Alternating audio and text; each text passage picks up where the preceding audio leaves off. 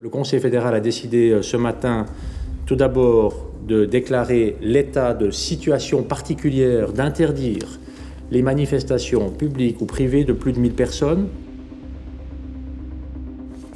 Meine Damen und Herren, die Situation ist schwierig. Le Conseil fédéral a décidé ce matin d'interdire dès aujourd'hui toute manifestation privée ou publique de plus de 100 personnes. Jetzt muss ein Ruck durch unser Land gehen. Maintenant, une réaction forte s'impose. Cet après-midi, le Conseil fédéral a décidé qu'il était aujourd'hui temps de mettre en œuvre la situation extraordinaire. Nous souhaitons ici lancer un appel à l'ensemble de la population et notamment un appel aussi aux personnes âgées et vulnérables. Restez à la maison. Chaque année au 1er août, il y a des appels et des discussions pour parler de la solidarité. Eh bien là, nous sommes au pied du mur. C'est le moment de montrer ce que nous savons faire. Nous ne faisons pas de politique spectacle, nous ne faisons pas de politique d'annonce, parce que ce qui compte, ce ne sont pas les 15 secondes ou les 20 secondes de l'annonce. Ce qui compte à partir de maintenant, ce sera l'adhésion de la population à ces mesures pendant plusieurs semaines. Il s'agit d'une restriction extrêmement forte à la liberté individuelle. Extrêmement forte. Imaginez une seconde le débat qu'on aurait eu dans le pays si il y a 6 mois, on avait dit dans 6 mois, on aura interdit les rassemblements de plus de 5 personnes dans l'espace public. Ich will hier aber nochmals wiederholen. Hilfe kommt. Wir sind dran und wir werden wiederkommen. J'aimerais inviter toutes les personnes qui pensent à faire des week-ends de Pâques ou des vacances au Tessin pendant les périodes de Pâques, de bien réfléchir cette année et s'il vous plaît de ne pas le faire. Vor 3,5 Wochen habe ich hier in diesem Raum gesagt, es muss ein Ruck durch das Land gehen. Heute sage ich, dieser Ruck hat stattgefunden. Nous souhaitons donc agir aussi vite que possible, mais aussi lentement que nécessaire. Et il y a beaucoup de grands-parents, il y a beaucoup de gens âgés qui veulent voir leurs petits-enfants, qui vivent pour ça. Et je pense que ce serait faux si nous on sait que les petits-enfants ne sont pas un danger pour les grands-parents de dire que ce n'est pas comme ça. Nous entrons dans une nouvelle phase avec tous les magasins, les restaurants et les écoles qui vont rouvrir leurs portes avec l'évolution de l'épidémie qui suit un cours actuellement réjouissant, il faut être clair à ce sujet. Eh bien, c'est une vie normale qui peut gentiment, lentement reprendre son cours. Diese erfreuliche Entwicklung sieht man unserem Land an. Die Schweiz ist in den letzten Tagen aufgeblüht. Und statt von Lockdown reden wir vor allem über Lockerungen. Und das tut gut. 3 mois après le début de la situation extraordinaire, nous pouvons lever presque toutes les restrictions.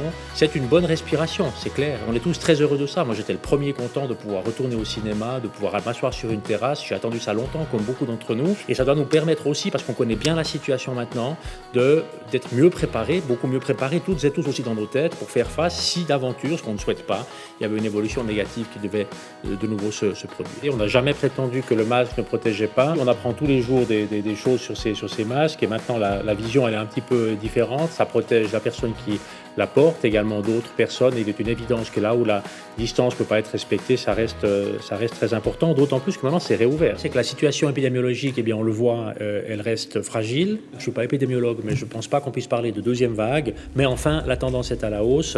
Et les chiffres, il faut être tout à fait clair aussi à ce sujet, sont plus élevés que ce qu'il avait été estimé avant les vacances d'été.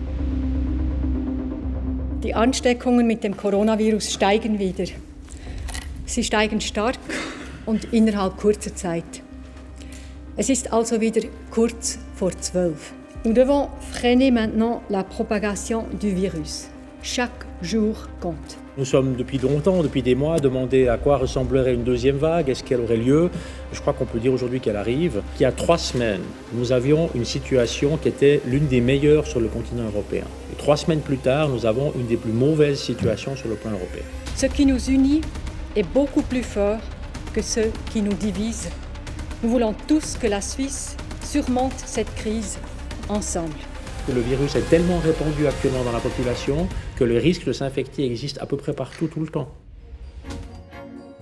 Nous ne nous trouvons pas où nous l'aurions souhaité il y a encore 3 semaines ou 1 mois. Nous nous trouvons à une stagnation à haut niveau, à très haut niveau même, avec des risques très importants si on devait voir une accélération comme celle que l'on a vécue en mars ou en octobre. Imaginez si maintenant nous nous retrouvions rapidement dans un doublement des cas tous les 7 à 8 jours, où est-ce que nous serions au bout de quelques semaines, à savoir en plein dans les fêtes de Noël. Wir wollen einen Lockdown verhindern und wir unterstützen jene Menschen und Betriebe, die aufgrund dieser Corona-Krise in Schwierigkeiten geraten. Nous souhaitons aussi inviter nos amis européens, les pays qui nous entourent, à ne pas se rendre chez nous pour faire du ski pendant cette période-là. Il s'agit de pouvoir offrir cette possibilité à notre population. Cette image du marathon que nous avons utilisée pour parler de cette pandémie, on entre certainement maintenant dans la partie la plus difficile, celle où la fatigue se fait vraiment sentir, celle où on peut être tenté d'abandonner la course, mais là on ne peut pas le faire et il faut poursuivre l'effort pour ces derniers kilomètres. Mesdames et messieurs, nous sommes arrivés à un moment absolument crucial de notre combat contre la pandémie. Je me souviens de cette phrase: il faut vivre les uns pour les autres et non pas les uns contre les autres.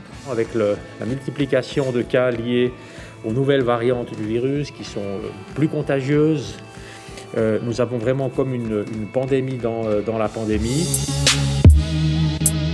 J'aimerais pouvoir vous dire que nous arrivons à la fin du proverbial tunnel. Mais ce tunnel reste encore très long, malgré la lueur que nous voyons au bout. Dans de très nombreuses régions maintenant, on demande d'aller vite, de rouvrir vite, peut-être avec pas toute la prudence nécessaire. Est-ce que vraiment il a l'air d'un dictateur ? Je n'ai pas l'impression, comme je le vois, en plaisanterie mise à part, parce que la situation est sérieuse. Encore une fois, nous prenons des décisions en collège. Und es ist nicht Herr Berset, der etwas entscheidet, sondern es ist immer der Bundesrat. Und es ist nicht der Maurer, der das Portemonnaie öffnet, sondern der Bundesrat, der entscheidet. Und wir haben also gar nichts gegen Alain Berset, ganz im Gegenteil. Es funktioniert hervorragend. Les uns reprochent au Conseil fédéral une ouverture trop lente, les autres une aide insuffisante. Mais je constate que notre démarche rencontre aussi l'approbation, même si celle-ci s'exprime beaucoup moins bruyamment. Il y a aujourd'hui une année, nous comptions dans notre pays les premiers décès. Le Conseil fédéral a observé ce matin une minute de silence en mémoire de toutes les victimes du Covid. Tous les scénarios se rejoignent sur un point.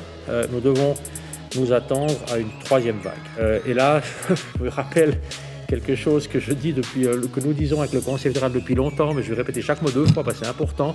Distance, distance, masque, masque, hygiène des mains, hygiène des mains.